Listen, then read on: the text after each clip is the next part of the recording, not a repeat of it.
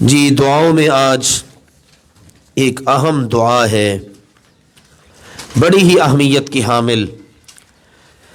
روزانہ کی بنیاد پر ہمیں بہت سارے ایسے کاموں سے واسطہ پڑتا ہے جس کے لیے ہمیں قدم قدم پر مشورے کی اور رہنمائی کی ضرورت رہتی ہے۔ سیدنا جابر رضی اللہ تعالیٰ عنہ فرماتے ہیں، رسول اللہ صلی اللہ علیہ وآلہ وسلم يعلمنا الاستخارة كما يعلمنا السورة من القرآن۔ اللہ کے نبی صلی اللہ علیہ وسلم ہمیں استخارے کی تعلیم ویسے ہی دیتے جیسے آپ ہمیں قرآن پاک کی سورت کی تعلیم دیتے۔ اب دیکھیں نا، قرآن پاک کی صورتیں ہمیں استاد صاحب پڑھاتے ہیں، ایک آیت پڑھاتے ہیں، ہم پھر اس کو یاد کرتے ہیں اچھی طرح۔ بالکل اللہ کے نبی صلی اللہ علیہ وسلم اسی پیٹرن پر استخارے کی تعلیم دی ہے۔ استخارہ کیا ہے؟ جیسے میں نے کہا نا، قدم قدم پر رہنمائی کی ضرورت ہے۔ استخارہ اپنے اللہ سے مشورہ کرنا ہے، اپنے خالق سے مشورہ کرنا ہے، اپنے اللہ سے رہنمائی لینی ہے۔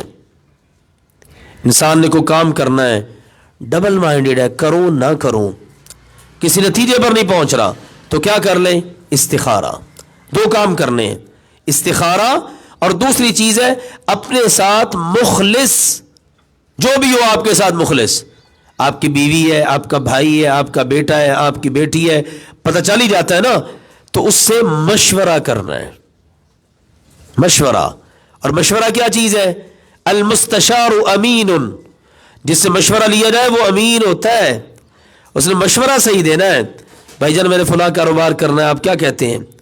مجھے پتہ ہی کچھ نہیں، میں ایسے ہی مشورے دیتا پھروں۔ بھائی جب مجھے پتہ ہی نہیں، میں مشورہ کیوں دوں؟ جس کو پتہ ہے وہ مشورہ دے، اور صحیح مشورہ دے، خیانت نہیں کرنی۔ پتہ چلے گا نا کتنے کے ایماندار ہیں۔ آج دیکھ لیجئے، ٹٹول لیجئے اپنے معاشرے میں، اپنے گریبانوں میں جھانک کے ہم دیکھ لیں ہم کتنے کے ایماندار ہیں۔ ٹھیک ہے نا، ہمارے والا کاروبار کوئی اور کرنا چاہے گا، ہم اس کو کبھی اچھا مشورہ نہیں دیں گے، ایسی راہ پہ ڈالیں گے کہ جناب وہ کانوں کو ہاتھ لگائے۔ تو اس لیے ان چیزوں کو سمجھنے کی ضرورت ہے، اور ایک مسلمان کا دوسرے مسلمان پر حق ہے، اذا استنصحک فانصحہ، جب وہ آپ سے اچھا مشورہ مانگے تو اچھا مشورہ دو اس کو۔ اور مشورہ کیا آپ کے پاس؟ امانت۔ یہاں تو مشورے کی بھی فیس ہے، کیوں جی؟ یہاں مشورے کی بھی فیس ہے، آپ نے مشورہ والا کہ مشورہ کیا ہے؟ امانت۔ المستشار امین۔ ہم کہاں کھڑے ہیں آج؟ سوچئے ذرا، اللہ اکبر۔ جو چیزیں ہمارے پاس امانت تھی، ڈاکٹر کے پاس امانت ہے، دیگر لوگوں کے پاس امانت ہے، انہوں نے کیا کیا؟ انہوں نے ان کی قیمتیں طے کر دی۔ اور اللہ کے نبی صلی اللہ علیہ وسلم فرما رہے ہیں المستشار امین، بھائی جس سے مشورہ لیا جا رہا وہ امین ہے۔ امانت کی قیمت ہی کوئی نہیں، جو قیمت لینی وہ اللہ سے لینی ہے۔ اس لیے ان چیزوں کو مد نظر رکھیں۔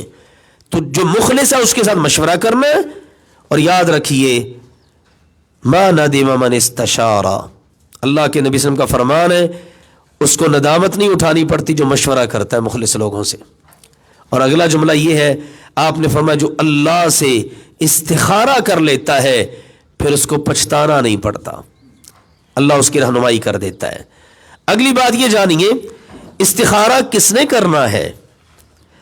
آج تو ہر چیز کی دکان کھل چکی ہے، آج تو ایسی ایسی دکانیں کھل چکی ہیں کہ رہے اللہ کا نام۔ گزشتہ سال ہمیں ایک اشتہار دیکھنے کا موقع ملا، کسی مسجد کے مولوی صاحب کا تھا، ان کا نمبر بھی باقاعدہ اوپر تھا، انہوں نے کہا اگر کسی کی قضا نمازیں ہوں تو ہم سے رابطہ کرے، ہم اس کی نمازیں پڑھ دیں گے۔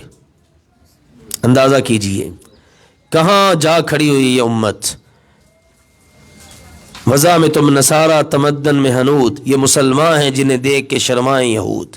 ایسے کام تو شاید انہوں نے بھی نہیں کیے، بلکہ یقیناً نہیں کیے، بلکہ بعض اوقات تو ایسا ہوتا ہے لوگ کہنے والے صحیح کہتے ہیں، شیطان بھی ہنستا ہوگا کہ میں کہاں رہ گیا، یہ تو مجھ سے بھی آگے بڑھ چکے ہیں۔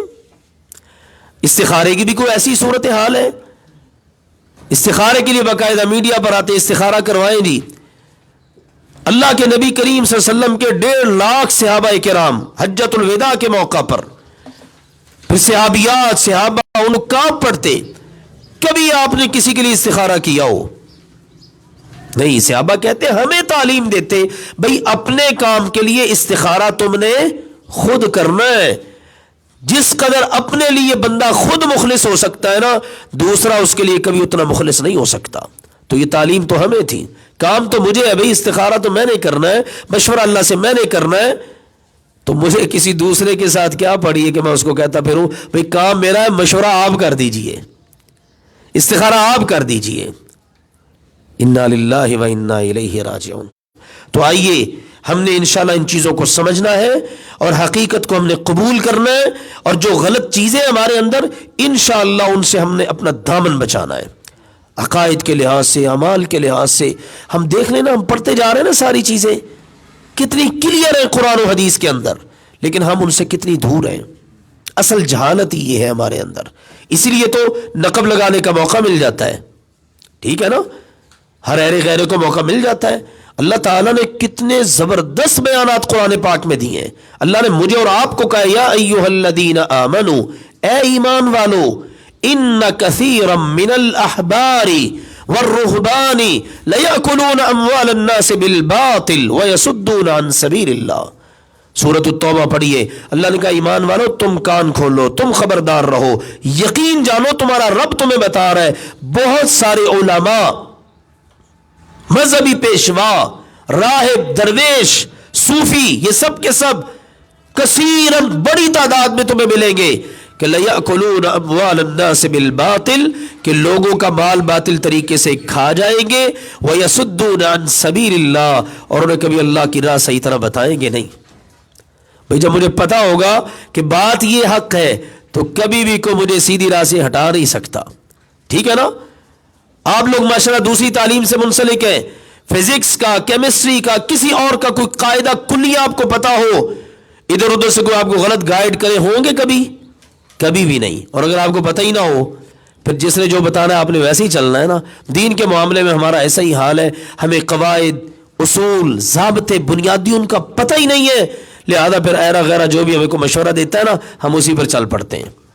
اس لیے آئیے اللہ کے لیے اپنی فکر خود کیجئے، اپنا جواب بندے نے خود ہی دینا ہے۔ جب اللہ کو جواب دینا ہے نا، لیس بینہ و بین اللہ ترجمان، جواب دینے والے کے اور اللہ کے درمیان میں کوئی مترجم نہیں ہوگا۔ ایسا نہیں ہوگا اللہ سوال تو آپ نے مجھ سے کیا ہے، ذرا میری مسجد کے مولوی صاحب سے پوچھ لیجئے اس کا جواب، ہمارے مفتی صاحب سے پوچھ لیجئے، ایسا نہیں ہوگا۔ خود جواب دینا اللہ کو، کیا تیاری ہے اس جواب کی ہمارے پاس؟ دنیا کے اندر ہم نے کوئی مسئلہ ہوتا ہے تو ہم اس کی تیاری کتنی کرتے ہیں، اور اللہ کے ہاں کوئی تیاری نہیں۔ تو آئیے ان فکر انگیز باتوں کو جانیے اللہ کے لیے، اور خواب غفلت سے بیدار ہو جائیے، سستی اس معاملے میں چھوڑ دیجئے، اور اللہ کا شکر ہے اللہ ہمارے اوپر ہماری طاقت سے زیادہ بوجھ نہیں ڈالتا۔ تو آئیے اگر ہم زندگی میں ندامتوں سے، شرمندگیوں سے، پچھتاوے سے بچنا چاہتے ہیں تو اللہ تعالیٰ سے استخارے والا، اللہ کے ساتھ مشورے والا، دیکھیے نا جب ہم آپس میں کسی سے کوئی مشورہ کرتے ہیں تو اس کا مان کتنا بڑھ جاتا ہے، یار اتنا مان ہے اس کو، یہ میرے ساتھ مشورہ کرتا ہے۔ ماں باپ کو اپنے اس بچے پر کتنا مان ہوتا ہے، کہتے ہیں کہ یہ تو میرے ساتھ مشورہ کیے بغیر، مجھے بتائے بغیر قدم بھی نہیں اٹھاتا۔ تو ہمارا رب وہ تو کہتا ہے ایک بالش میری طرف آؤ گے میں پورا ایک ہاتھ تمہاری طرف آؤں گا، تم ایک ہاتھ آؤ گے میں دو ہاتھ آؤں گا، تم چل کے آؤ گے میں دوڑ کے آؤں گا۔ وہ اللہ تو وہ ہے، اس کو کتنا مان ہوگا کہ یہ بندہ میرے سے پوچھے بغیر چلتا ہی نہیں ہے، پھر اللہ اس کی راہوں کو بڑا آسان کر دیتا ہے۔ آپ کر کے دیکھ لیجئے، کوئی بھی مسئلہ آپ استخارہ کریں، رشتوں کا مسئلہ استخارہ کریں، کاروبار کا مسئلہ استخارہ کریں، کوئی آپ کو کوئی مسئلہ پھنسا ہوا میں کیا کروں کدھر جاؤں، استخارہ کریں۔ صحابہ کہتے ہیں اس طرح اللہ کے نبی صلی اللہ علیہ وسلم ہمیں استخارہ کی تعلیم دیتے جیسے قرآن کی تعلیم دیتے۔ تو آئیے دیکھیے استخارہ کی دعا کیا ہے اور طریقہ کیا ہے۔ طریقہ اس کا یہ ہے، آپ نے 2 رکعتیں پڑھنی ہیں فرضوں کے علاوہ، فرضوں کے علاوہ، یعنی ظہر کی سنتوں میں استخارہ ہو سکتا ہے، عصر سے پہلے آپ 2 رکعتیں پڑھ کے استخارہ کر لیں، مغرب کی سنتوں میں کر لیں، عشاء کی سنتوں میں کر لیں، ٹھیک ہے نا جی، ممنوع وقت میں نہیں، یعنی فجر کی نماز کے بعد طلوع آفتاب تک، زوال کے وقت، اور عصر کے بعد مغرب تک، ان اوقات کے علاوہ کسی بھی وقت آپ نے 2 رکعتیں پڑھنی ہیں۔ اور اس کی ضروری نہیں رات کو ہی پڑھیں اور پڑھ کے سو جائیں، بس ایسے ہی لوگوں نے باتیں مشہور کر رکھی ہیں، کوئی ان کا وجود نہیں ہے، سمپل سادہ سی بات، کسی بھی وقت استخارہ کر لیں، اس کے بعد سونا یہ وہ ضروری نہیں ہے۔ اس کے بعد ہوگا کیا، اگر آپ کے لیے جس کام کے لیے آپ نے استخارہ کیا ہے نا وہ آپ کے حق میں بہتر ہوگا نا تو اللہ تعالیٰ آپ کے دل میں اطمینان پیدا کر دے گا کہ یہ کر لو. آپ وہ کام شروع کر دیں گے اللہ آسانیاں دے دے گا, رکاوٹیں ختم ہو جائیں گی. بس یہ اس کا فائدہ ہے.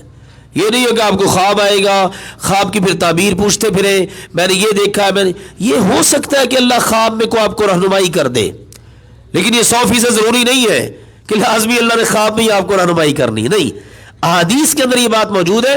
آپ کو اطمینان قلب مل جائے گا اس کام کے حوالے سے, آپ کام شروع کریں گے کوئی رکاوٹ نہیں ہوگی. ٹھیک ہے نا. تو اللہ تعالیٰ یہ گائیڈ کرتا ہے, رہنمائی کرتا ہے. تو ہم نے وہ 2 رکعتیں پڑھنی ہیں. پہلی رکعت میں سورۃ الکافرون سورہ فاتحہ کے بعد, دوسری میں سورۃ الاخلاص سورۃ الفاتحہ کے بعد, اور اپنی 2 رکعتیں مکمل کر لیں. یہ دعا اگر آپ کو زبانی یاد ہے تو سلام پھیرنے سے پہلے آپ یہ دعا پڑھ لیں. اگر یاد نہیں ہے سلام پھیر دیجئے, دونوں طرف سلام پھیر دیا, اب آپ اللہ کی بارگاہ میں ہاتھ اٹھا لیں, اللہ کی تعریف کریں جتنی کر سکتے ہیں. سبحان اللہ, الحمدللہ, لا الہ الا اللہ, اپنے لفظوں میں کر لیں, اردو میں, پنجابی میں اللہ کی تعریف کر لیں. نبی پاک صلی اللہ علیہ وسلم پر درود شریف پڑھیں, اپنے گناہوں کی معافی مانگیں. پھر کتاب پیپر یا یہ والا جو پیپر ہے اس کو پکڑیں ہاتھ میں اور یہ ایز اٹ از یہ دعا پڑھ لیں. کیا ہے دعا؟ اللہم انی استخیرک بعلمک واستقدرک بقدرتک واسألک بفضلک العظیم فإنک تقدر ولا اقدر وتعلم ولا اعلم وانت علام الغیوب اللہم ان کنت تعلم ان هذا الامر بریکٹ میں ویسمی حاجتا, اس کا مطلب اپنی حاجت ضرورت کا یہاں پر آپ نے نام لینا ہے.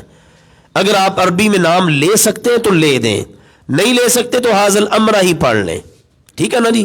آپ کو پتا ہے, رب کو پتا ہے اس کی کیا ضرورت ہے, کس لیے مشورہ کر رہا ہے. آپ کے بھی ذہن میں کہ میں کس کام کے لیے مشورہ کر رہا ہوں, اللہ کو بھی پتا ہے. تو حاضل امرہ پھر اس کو کور کر لے گا. ٹھیک ہے نا. اور اگر آپ اپنی ضرورت کا نام لے سکتے ہیں پھر حاضل امرہ کی جگہ پہ آپ نے وہ ضرورت اپنی بیان کرنی ہے, کاروباری یا دیگر جو بھی ہے. خیر لی فی دینی ومعاشی وعاقبت امری او قال عاجلہ وآجلہ, یعنی عاقبت امری پڑھ لیں اور اس کے بعد عاجلہ وآجلہ پڑھ لیں, یہ نہ بھی پڑھیں. ٹھیک ہے نا. یہ چونکہ روایات کے اندر یہ سارا کچھ موجود ہے. صحابہ کرام پر اللہ تعالیٰ بے شمار رحمتیں نازل فرمائے اور محدثین پر بھی. آپ دیکھیں ایک ایک بات انہوں نے بیان کر دی ہے. اب یہ نہیں ہے کہ اگر یہ اس کے اندر بریکٹ کے اندر آتا ہے یہ جملہ معترضہ کے طور پر ہے تو ہم اس کو چھوڑ ہی دیتے ہیں. نہیں, اتنی امانت کا خیال رکھا گیا ہے.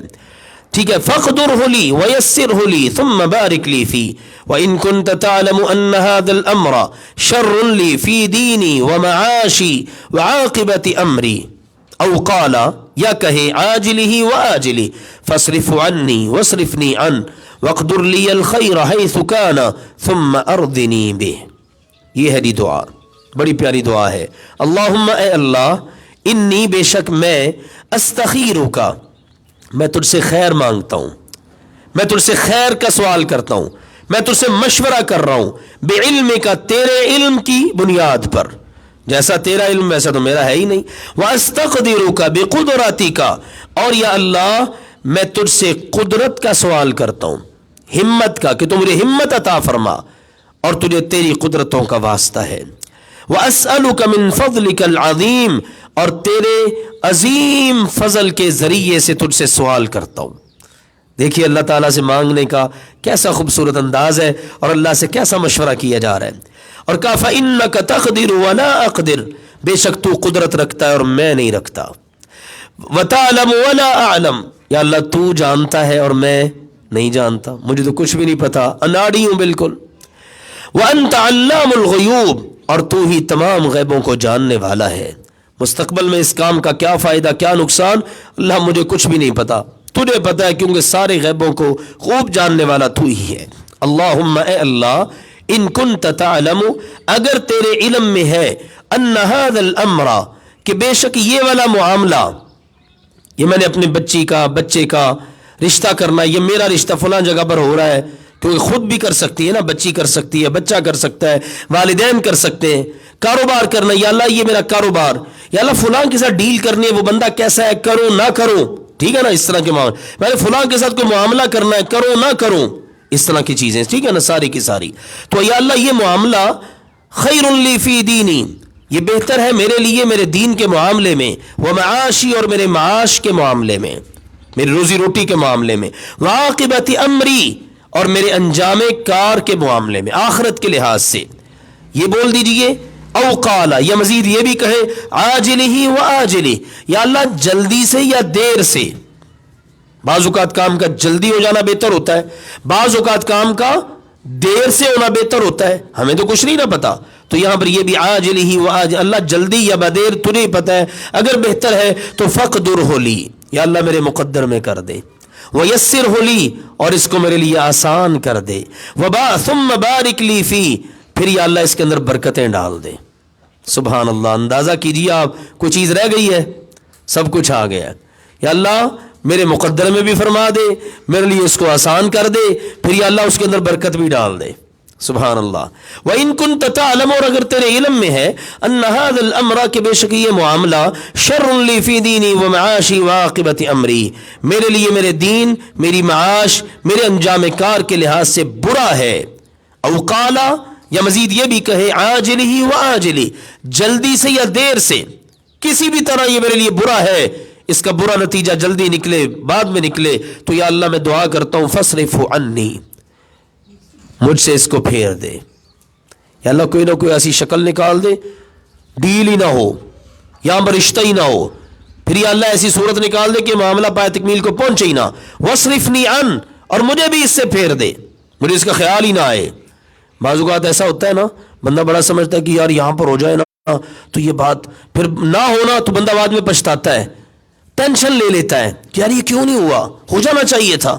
تو یہ اس کے لیے دعا ہے کہ اللہ پھر میری توجہ بھی اس سے ہٹا دے، مجھے بعد میں ٹینشن ہی نہ ہو، میں دماغ پہ لوں ہی نہ۔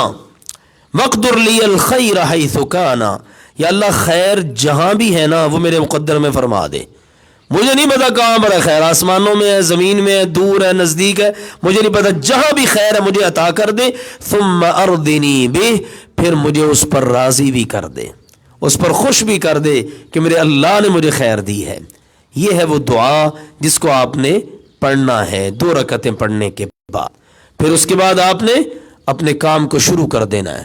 اگر آپ کے لیے آسانیاں ہوں گی، خود بخود دروازے کھلتے چلے جائیں گے۔ اگر وہ کام آپ کے حق میں بہتر ہوا، نہ ہوا تو کوئی نہ کوئی رکاوٹ بن جائے گی، پھر آپ رکاوٹوں کو توڑنے یا عبور کرنے کی کوشش نہ کریں، ٹھیک ہے نا؟ پھر اللہ کی رضا پہ راضی رہیں، انشاءاللہ نتائج بہت اچھے نکلیں گے۔ اللہ ذوالجلال والاکرام ہم سب کو قرآن و سنت کا فہم نصیب فرمائے، اور ان تمام ایمان افروز چیزوں سے اللہ تعالی ہمیں دنیا اور آخرت میں کما حق کو مستفید ہونے کی توفیق عطا فرمائے۔ آمین۔ وآخر دعوانا ان الحمد للہ رب العالمین۔